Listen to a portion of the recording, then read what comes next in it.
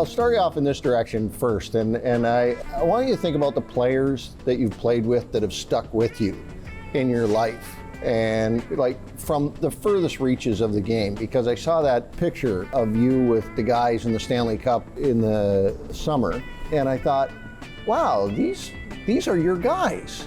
This is something about this group here that has stuck together somehow. Who are those guys? Not just, I know who those guys are. You need me to tell you who they are? No. I know who those guys are. You know. It was special. Yeah, it was cool. It was cool to be a part of it. So I moved to Halifax to train and skate about, I think I was 18 or 19 is when I officially moved there, like just to go up, because it wasn't, ever since I was 16, where I always moved away from home in the summer to train and try to skate. And then when I finally found a spot in Halifax that I liked with the trainer, and I was very fortunate enough to start skating with that group of players. So now we've been skating together for, well, I'm 33, so 15 years, 14 years we've kind of been doing our summer skates together every year. We have, obviously a really good group, and it's a group that tries to push each other every summer. There's a lot of Stanley Cups won in that picture, and I was just happy to be in the picture with those guys. Marchand and I were neighbor, like we live in the same neighborhood, so it was just a hop, skip, and a jump away.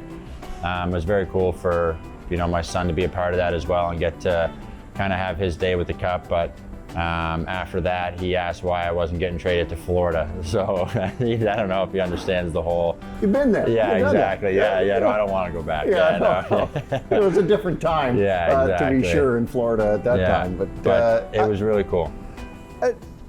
What's the toughest thing been about the Marlies and your time here? Because part of me thinks you've had a really good group of guys every year, a really tight room.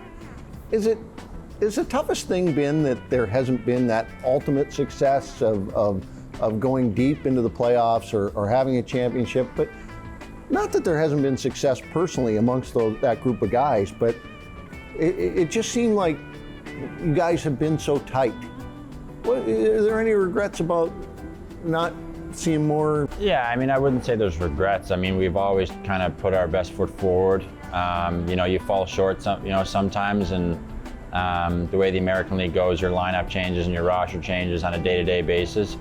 Obviously, we want success. That's what we're here for. We're here to strive for personal and group success. It would have been nice over the last couple of years, obviously, with the teams that we had to kind of take that next step. One thing I'll miss this year is having those guys around, but we also brought in great people and great players, and I think what we're looking for this year is to take that next step.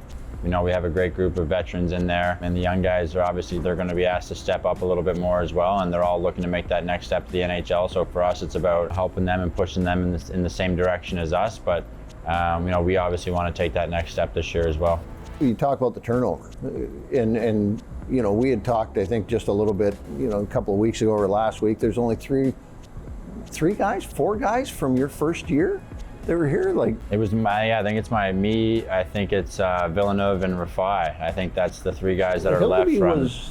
He came in after. 2 years ago. That's right. Just with those big green pads.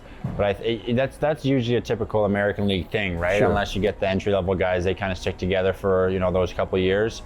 3 to 4 years, but other than that, like the last couple of years were they were odd in the sense that we had all these guys keep signing back on 1-2 year deals, and it was the same group of guys, but it was a great way to kind of build what we wanted as a Toronto Marlies organization, and that's the work ethic and the commitment, and the personalities that we had were all about being good people first, and I think that they did a great job instilling that, and now for this year, it's about making sure we keep building on that and kind of teaching the new guys that are here. That's what we're looking for, and if not, then it won't work, right? You won't fit in, and we want to make sure that it's a team first mentality, and we're here to help everyone get better every day. But we want that, the ultimate success of obviously guys playing in the NHL for a long time, but obviously that winning helps develop players as well. I was thinking back about this actually last year. Your dad was talking about coal mining, and of course, we talked about coal mining amongst you and I.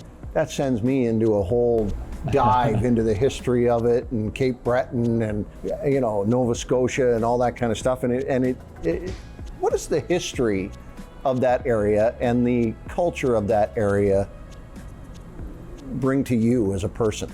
That could be a long question, That's I think, a deep to me. question, Yeah, I know. I think, you know, I've always said right from day one of when I kind of left home and turned pro is that I'll never forget where I came from. And Cape Breton is where I'm from Glace Bay. It's blue collar town. It's a coal mining, fishing town.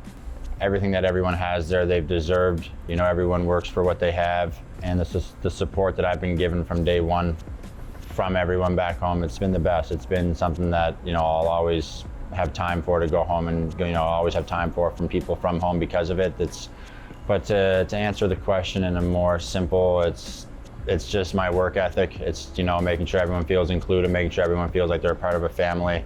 You know, you can just go door to door and have a conversation with someone back home. It's just kind of the way it is, and that's kind of the way I want it to be here, is that, you know, when it's time to work and when it's time to be serious, you know, I'm going to be there for guys and make sure that I'm working as well. But if guys need to have a chat, if guys just want to, you know, come over for dinner, if guys just want to just talk about life or talk about whatever they want to talk hockey, talk golf, whatever they want to talk about, you know, I'll be there for them. But I just want to make sure that they know that everyone in that dressing room is a part of the family, you know, the Marlies family, and we want what's best for each person. You know, obviously we want to win, but I think what comes first is making sure that everyone is happy. And you can have days where you're going to be upset and angry, and you know, that's just the way life is. But I want to make sure that everyone in that room is, when they leave the rink, that they're in a good place, you know, both mentally and physically.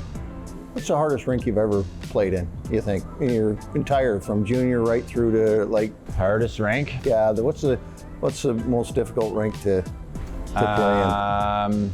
Hardest rink. That's I don't know. The loud rinks on the road, like Nashville, was always tough, but I loved playing there. I thought it was so cool. Yeah. Some rinks in the Quebec League, the old, you know, when you go into the French cities and the fans are on top of you and they're screaming and they're loud, but they're always fun. Like, they're saying they're the tough ones to play in, but they're always fun. You can go into Syracuse, that could be a tough rink to play in. It's just kind of tight. Yeah. You took over the captainship from the best room DJ I have ever come across in my entire hockey career, Rich Clune, who ran the music in the Marlies room. Who's the best room DJ you think that you've ever come across in your career? I got to give it to Blender. Oh yeah. Well, it's a tough job. It's a thankless job, and he took it every day. He had it every day. Unless we went on a losing streak, he would pass it off for a game or two to get things back on track. But he took it every single day, and I play with him for, what's that now, 3, 4, 5 years now. So he's always had it. So I'll have to give it to him. Last question: who do you like watching hockey with? Who do I like watching hockey with? Game with? I grew up watching hockey with my dad, obviously.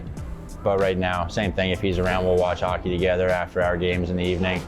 But if I can get my son's attention to sit there and watch it for a little bit, he'll do anything not to go to bed. So that's usually when, you know, I tell him if he gets to stay up to watch hockey, he'll stay up and watch it. And it's always just whether or not he likes it. It's more so like me getting to spend time with him and, you know, just talk about whatever he wants to talk about. It kind of brings me back to the way my dad and I were.